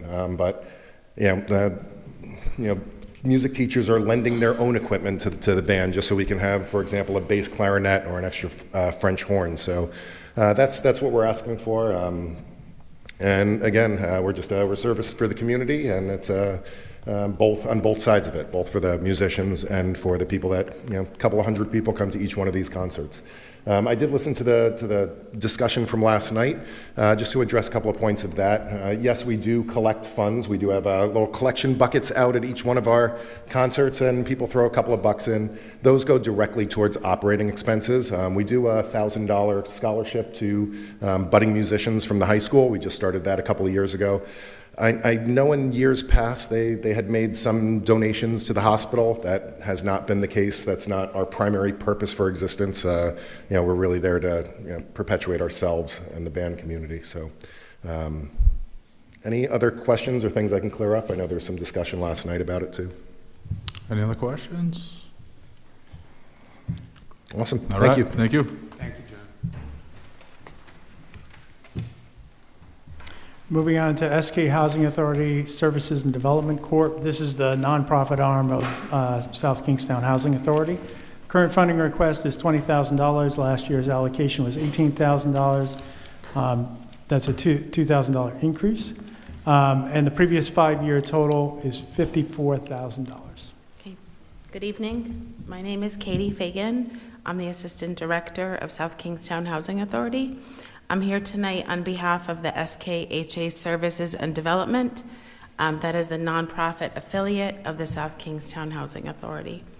Our mission is to further develop affordable housing programs and services for our residents. Should funding be approved through the Town of South Kingstown Human Services and outside agency grant, we will continue funding coordination of services for services such as, but not limited to, behavioral health counseling for our residents, case management, financial literacy training, and workforce development. All of these services are available at no cost to the residents that we serve. We have agreements in place with partner agencies such as the Education Exchange, Tri-County Community Action, St. Vincent de Paul, the Johnny Cake Center for Hope, and Tides Family Services. These supportive services will improve the quality of life of participating residents and will support a transition towards self-sufficiency. We also recently were awarded a grant from HUD, a federal grant for the self-sufficiency program for families that we care for in our Housing Choice Voucher program. So coupled with the services funded by the Town of South Kingstown and the self-sufficiency funded by HUD, it will give the tenants a good boost, again, at no cost to them. We're respectfully requesting $20,000, and we look forward to continuing our partnership with the Town of South Kingstown. Is All there right, thank anything you. I can answer Any for you? questions up here? All right. Thank you. Thank you. Thank you. Moving on to Wildlife Rehabilitators Association of Rhode Island. The current funding request is $12,012. Last year's allocation was, actually, they didn't receive an allocation last year, so obviously the increase is $12,000. They were first-time applicants last year. Good evening. Thank you for having me tonight. I'm Bill Morissette, the Executive Director of the Wildlife Rehabilitators Association of Rhode Island, which is our historic name. We actually do business as the Wildlife Clinic of Rhode Island. We are located in Saunderstown, and we are the only emergency veterinary hospital for wildlife in the state. We are licensed by both the Rhode Island Department of Environmental Management and the U.S. Fish and Wildlife Service. Primarily, what we do is really to try to support with the towns. We support all 39 cities and towns, and we take a lot of pressure off the animal control departments. So last year for South Kingstown, between animal control and residents, 390 injured or orphaned animals were brought to us, which resulted in a cost of $60,000 for us to provide the care. The big thing that we do is really to try to solve problems, because primarily the animals that we're dealing with are animals that are either diseased or injured in some way by having contact with humans. It's not us going into the wild and finding animals to save or that type of thing. We have really worked hard this past year and really into 2025 with avian bird flu. So a lot of what we're dealing with is when residents will be calling us, they'll be concerned, they'll see an animal, it's obviously in distress, it may be diseased in some way, and then that involves us having to engage with the Department of Health, because if the animal is a rabies vector species or if there's some type of potential disease and one of your constituents has had contact with that animal, then there's the potential that that person could need some type of medical treatment. In addition to that type of work that we do, and so again, to go back, out of the 390 animals that we handled last year, only 7 were brought to us by your animal control department. We have over 200 volunteers in our organization 125 of those volunteers are transporters, so that when a resident calls us up and indicates they're having a problem, we have a app that we put out, kind of an all points bulletin, and people will go out, they'll capture the animal, they are trained and licensed to handle the animals, and then we'll bring them to our clinic. Our clinic is open 365 days a year. We currently are open 8 hours a day. We will be moving to 12 hours a day, plus we have nighttime triage. We're taking animals up to around 11 o'clock at night. The other big thing that we started last year to work on, and we're continuing this year, is our educational programming. So we do a lot of support for interns at the local colleges, students that are studying wildlife biology or the animal sciences will be coming to our facility to log their internship hours. We're also starting a youth program this year for 13 to 17-year-olds. We did get a grant through the Governor's Workforce Board, and so 25 young people will be spending the spring and summer with us at the clinic learning about wildlife. We're also working with some local schools. We're creating a third grade curriculum that will be rolled out for teachers to use in the classroom. We also are starting a after-school program. So, and we also have the Girl Scouts coming. We give them wildlife badges. And so we really are, even though we're an emergency veterinary hospital, we're doing as much as we can to try to support the community in the many different ways that they're needed. Any questions? Thank you. Go ahead. Thanks for coming here tonight, Bill. Yeah, no problem. So I'm seeing that for the $12,000 requested, 20% is to cover operating costs, to take care of animals from South Kingstown. What is the other 80%? So we cover 80%. So the cost last year for South Kingstown, the animals that came was $60,000. So we asked for 20% of that amount, which would be the 12. How many of those animals are resident of South Kingstown? Just kidding. Yeah, and actually there's a state law that we have to track all the animals, the exact address we find them, and they have to be returned within 1 mile of where we found them to maintain biodiversity. Your biggest animals were snapping turtles and opossums, if you want to know. And it's funny because you're talking about river health and that type of thing. Snapping turtles are garbage disposals, and our ability to rehabilitate them and get them back into the waterways is critical. Same thing with possums. They're garbage disposals as well. So a lot of what we work on, and it, you know, this is, I always enjoy, I ask for appropriations from 39 cities and towns, so I spend a lot of time in chambers like this. And it's always the challenge of, you know, when elderly are needing services and, you know, all these groups, I mean, there's just such extraordinary need. And, you know, there's the question of how can we put this money towards animals, but it really isn't going towards animals. It's really going towards public health, because we do need these animals in order to maintain biodiversity so that we're able to maintain our health. The other thing that we really do is we alleviate human suffering. When somebody runs over a turtle, even if they're not an animal lover, it's traumatizing to them to know that that animal was hurt as a result of their actions. And so we have a lot of people that really come to our clinic and they're in anguish over seeing this animal suffering in some way. And so our ability to help them to kind of deal with that is, you know, really a lot of the important work that we do related to people. Again, we have 200 volunteers and they're animal lovers. There's no doubt about that. They log a lot of hours and, you know, there's a lot of that. But there's also really a pragmatic part of what we do that we think is really important for the community. And we do, you know, our budget with cash and in-kind is about $1.1 million. So we are very aggressive in grant writing and trying to bring in different types of dollars so that we can really provide these comprehensive emergency services year-round to, again, support the cities and towns so that they're putting, you know, minimal money in. Thanks for walking me through that, Bill. Thank you. Thank you. Next up is St. Elizabeth Adult Day Center. Current funding request is $2,500. Last year, they did not receive an allocation, and the past 5 years has been no allocations. They did request some funds last year, but were not allocated any funds. Thank you. Hi, my name is Jessica Goslin. I am the director of St. Elizabeth Adult Day Centers. I just want to thank the town for your support. Since reopening the center on 283 Post Road, we've had the honor of caring for over 130 participants and their families. Over 55% of those come from the town of South Kingstown. So we've been doing really, really well. And as we've heard from others tonight, the need continues to grow with elders in the community. Our adult day centers enable seniors, particularly those with dementia, to remain in the community with their families as they age. In our organization, we like to say we're a senior center on steroids.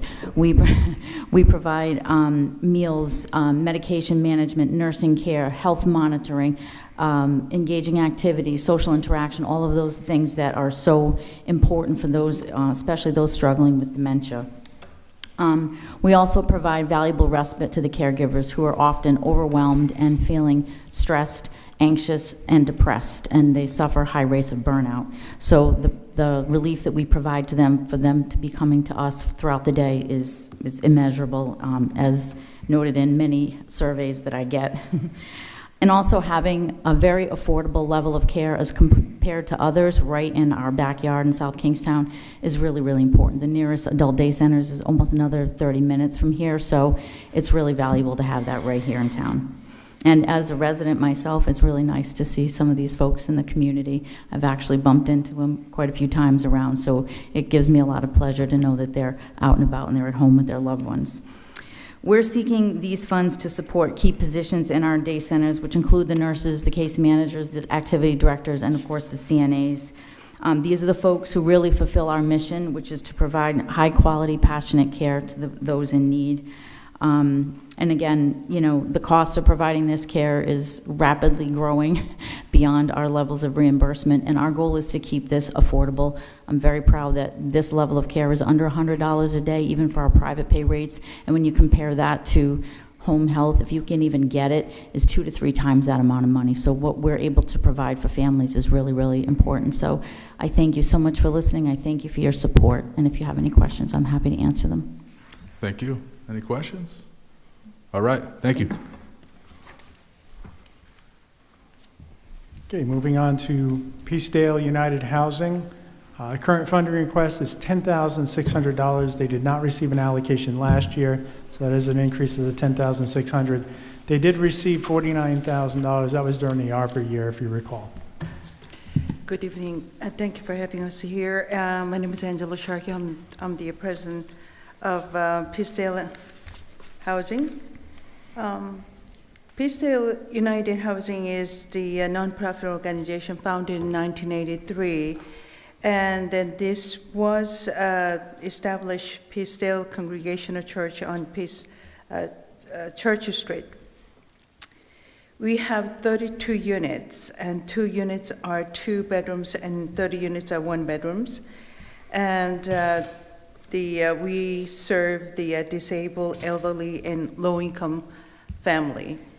And the reason for we are asking this amount is that we do get the,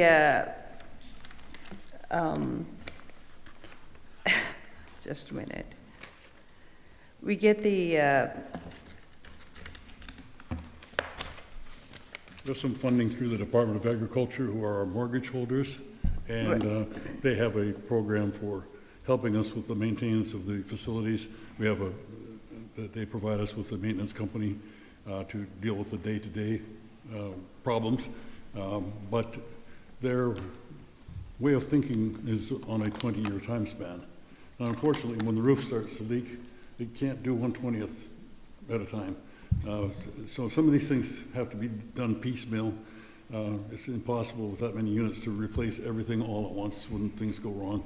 So we're always chipping away to try to maintain the facilities for the health and benefit of those residents who would, frankly, most of them would otherwise probably be homeless.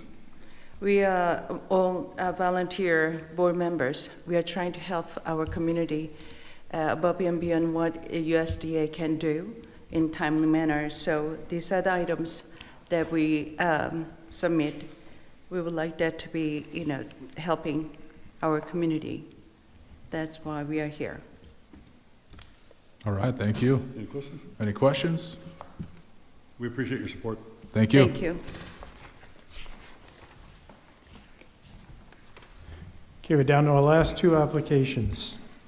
Next up is Peacedale Neighborhood Revitalization. The current funding request is $10,000. They did not receive funds last year, so this is the increase of $10,000, but they have a 5-year allocation, total of $8,000.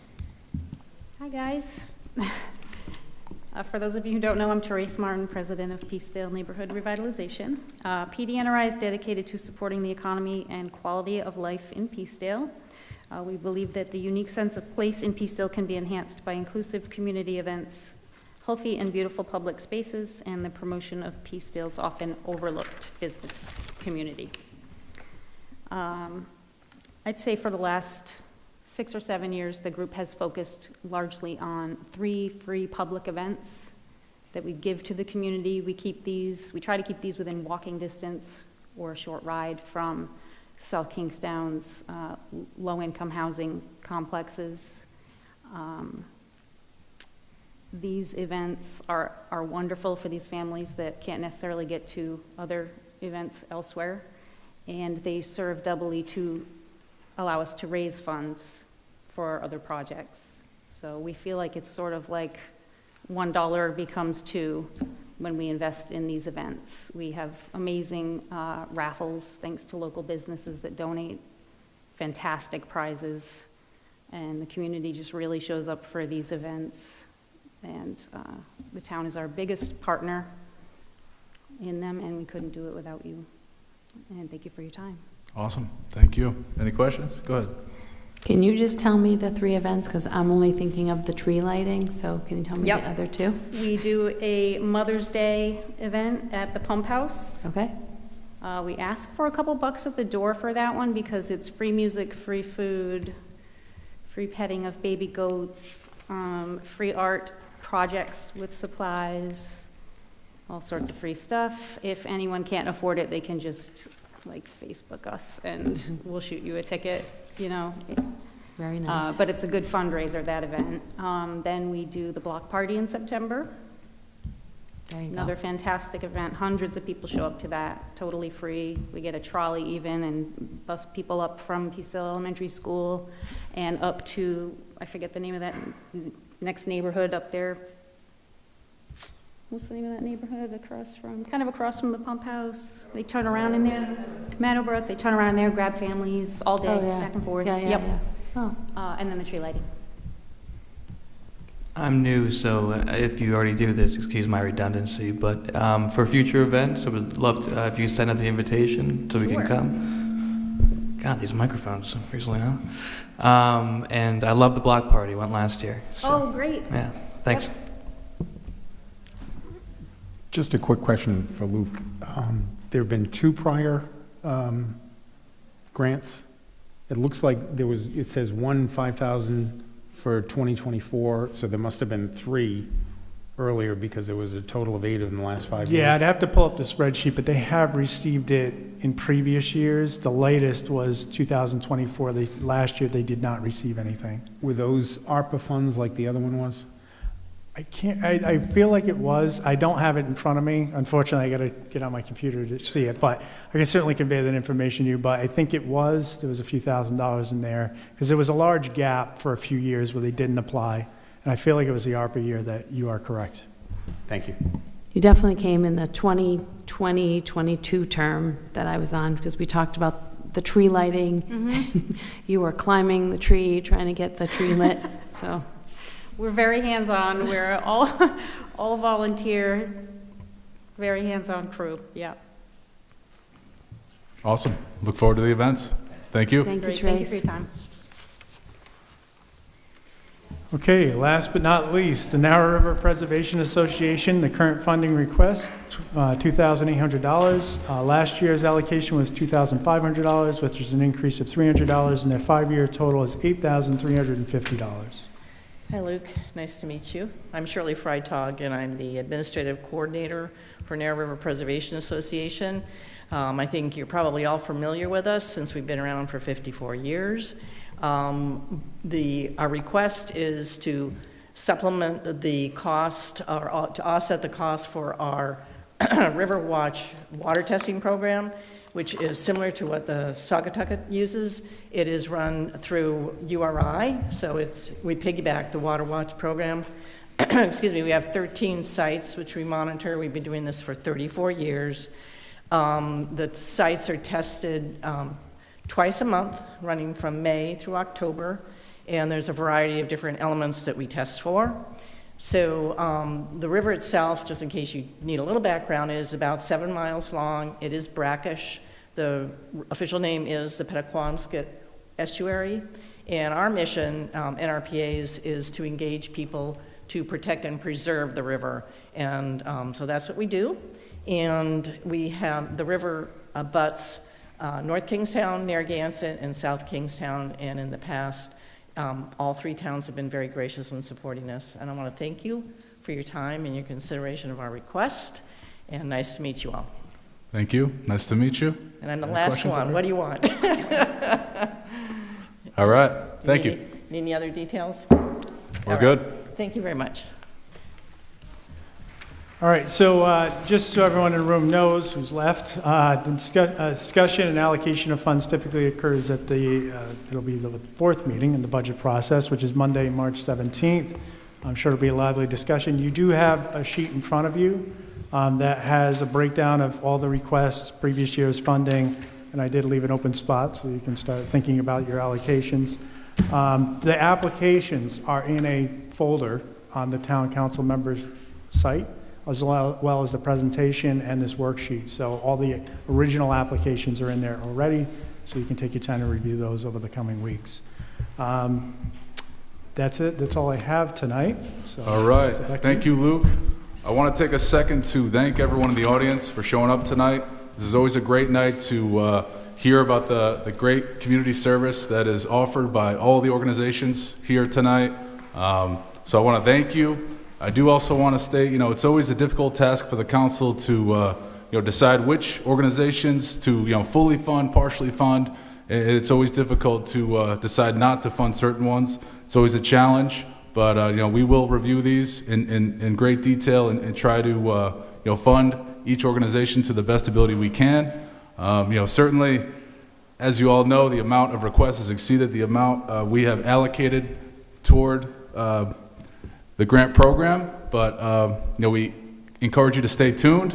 We're going to be deciding on a preliminary budget adoption on March 17th, so at that night we're at least going to preliminarily decide who to fund, how much to fund, and then there'll be final budget adoption end of April.